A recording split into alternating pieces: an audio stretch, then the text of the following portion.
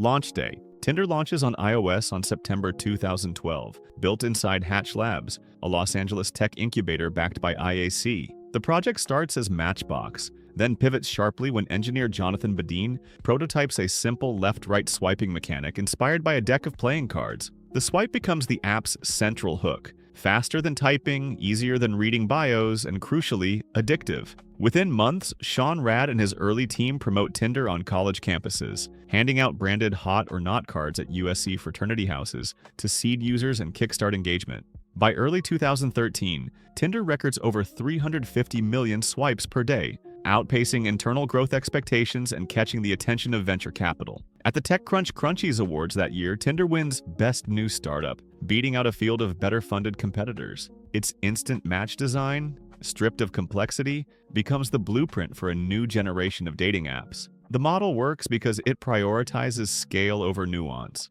The more users, the more matches, and the more data. That growth lays the foundation for Tinder's global takeover, but also embeds the core problem it never solves: swipe boom. By 2014, Tinder's daily swipe count crosses 1 billion, marking a near tripling of engagement from the previous year. The app tracks over 21 million matches per day, with internal data showing that 60% of users are under 25. Its low-friction interface, driven by visuals and rapid interaction, appeals most to college students and young professionals who treat the app as both entertainment and dating tool. Because each swipe offers immediate feedback, Tinder operates more like a game than a matchmaking service, rewarding volume over selectivity. This dynamic intensifies during high-traffic cultural moments. On Super Bowl weekend in February 2015, Tinder records a 50% spike in user activity, driven by concentrated travel, group gatherings, and increased downtime. By the end of that year, the app operates in over 190 countries and ranks among the most downloaded lifestyle apps on both iOS and Android. That dominance, however, pushes the company to find new ways to monetize attention at scale, triggering its first major structural shift: Matchmaker Money. In 2015, Tinder introduces its first paid tier, Tinder Plus, marking a pivotal shift from growth-first strategy to monetization. Key features like Passport, which allows users to swipe in different cities, Boost, which elevates profile visibility, and Rewind, which reverses mistaken swipes, are locked behind the paywall. The move positions Tinder not just as a dating tool, but as a gamified experience with purchasable advantages. Because the free version still drives high engagement, the company splits the user base into casual swipers and paying power users without significantly damaging overall growth. 3 years later, Tinder Gold launches, adding a new tier that lets users see who's already liked them, a feature designed to shortcut the swipe loop entirely. The new tier succeeds immediately, pushing monthly revenue to $75 million by the end of 2019. From 2015 to 2020, Match Group stock, Tinder's parent company, rises by over 600%, reflecting investor confidence in app-based romance as a scalable, profitable service. At peak usage, the average Tinder user spends 35 minutes per day swiping, placing it among the most time-consuming non-gaming apps on mobile. That time-on-platform figure becomes Tinder's most valuable metric and creates the attention economy trap it can't escape: left swipe fatigue. By 2019, user fatigue begins to erode Tinder's momentum. A study conducted that year finds that 72% of women report feeling burnt out by dating apps, citing emotional exhaustion, repetitive conversations, and a lack of meaningful outcomes.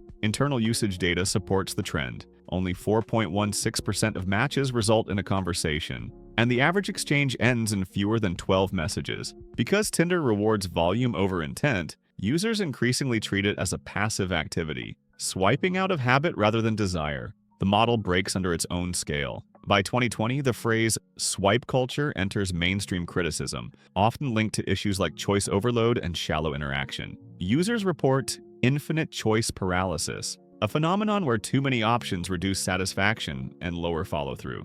Gamified Love. By design, Tinder's user experience mimics the variable reward system of a slot machine. Each swipe operates as a low-effort gamble, reinforced by occasional matches that deliver a quick dopamine hit. This feedback loop keeps users engaged regardless of romantic outcomes. A 2021 study confirms that swipe-based apps increase cortisol levels and lower self-esteem, particularly among high-frequency users who treat the app as a distraction more than a tool for connection. Because matches require minimal commitment, the act of swiping becomes decoupled from any real intention to date. MIT researchers find that 46% of Tinder users never plan to meet anyone in person, a statistic that reframes the app as an entertainment platform rather than a matchmaking service. Internal behavior data backs this up. Users swipe more often when bored than when feeling lonely. Over time, Tinder evolves into a self-esteem engine where validation matters more than outcomes. One former developer refers to it as Vegas in your pocket, not as praise, but as a critique of its core mechanics.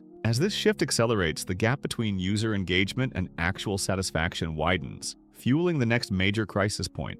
In 2023, Tinder records a 21% year-over-year decline in usage among its 18-25 age group, once its most engaged demographic. Exit surveys and user feedback cite the same issue. The app feels too transactional, with too few people looking for real connection. Because the interface reduces interaction to quick binary choices, Gen Z users begin rejecting the format entirely. Alternative platforms like BeReal and Discord, which emphasize shared context over anonymous matching, grow in adoption across campuses and youth communities. Copy-paste competition. By 2022, Tinder no longer leads innovation in the dating app space. Hinge grows 344% faster that year, driven by features like voice prompts, intent filters, and in-app video dates, each one designed to prioritize conversation over swiping. Meanwhile, Bumble, which IPOs at a $13 billion valuation in 2021, expands aggressively into global markets while marketing itself as a platform for serious dating. Because competitors begin tailoring user experiences to intent,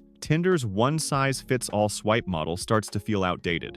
Newer entrants push even further. Thursday limits usage to 1 day per week to encourage real-world follow-through, while niche platforms like Upward, Raya, and BLK grow rapidly by catering to specific communities. Tinder's own response, a speed chat feature called Hot Takes, launches in 2021 but fails to gain traction and is quietly deprioritized within months. By copying trends instead of setting them, Tinder slips from category leader to legacy product. As feature fatigue sets in, bot problems adds another layer of instability.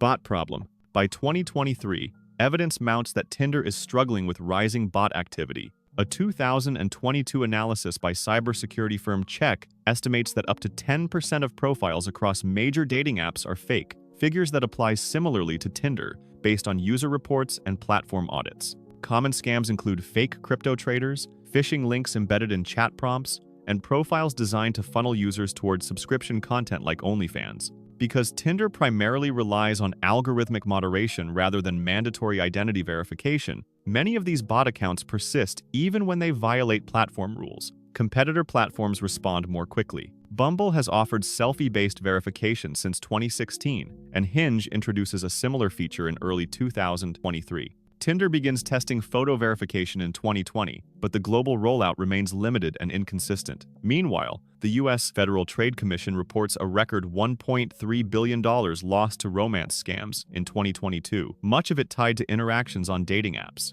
As trust declines, so does Tinder's appeal to the user base that once defined it. CEO chaos. Tinder's executive instability begins with the ousting of co-founder Sean Rad in 2016. He briefly returns, only to be removed again by Match Group as internal disputes escalate. By 2020, the company cycles through 5 CEOs in under 2 years, disrupting long-term planning and stalling product innovation. The instability traces back to unresolved power struggles most, notably between Rad, Justin Mateen, and other early stakeholders compounded by broader legal and cultural fallout. Mateen, Tinder's co-founder and early head of marketing, is banned from the company after a 2014 sexual harassment scandal involving then VP Whitney Wolfe Herd. Wolfe Herd departs shortly after and launches Bumble, a direct competitor that repositions dating app dynamics by giving women control of first contact. As Bumble gains market share, Tinder faces reputational and legal pressure from within. In 2018, a group of early Tinder employees, including Rad,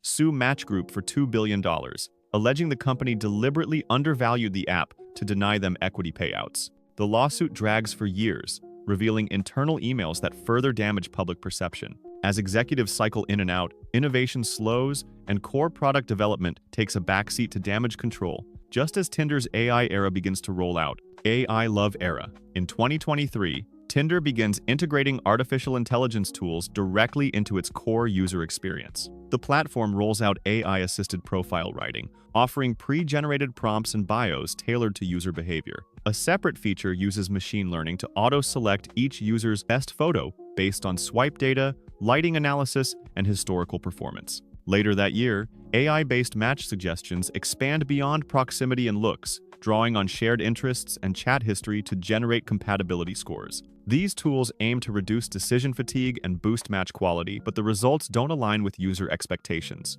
A majority of users report the opposite effect. In a follow-up study, 63% say that AI features make Tinder feel more robotic and less personal. Critics argue the platform now feels even more artificial than before, replacing spontaneity with algorithmic guesswork. The AI rollout also fails to address long-standing issues like ghosting, shallow conversations, and lack of follow-through after matches. For many users, it's not that AI is too powerful, it's that it solves the wrong problem.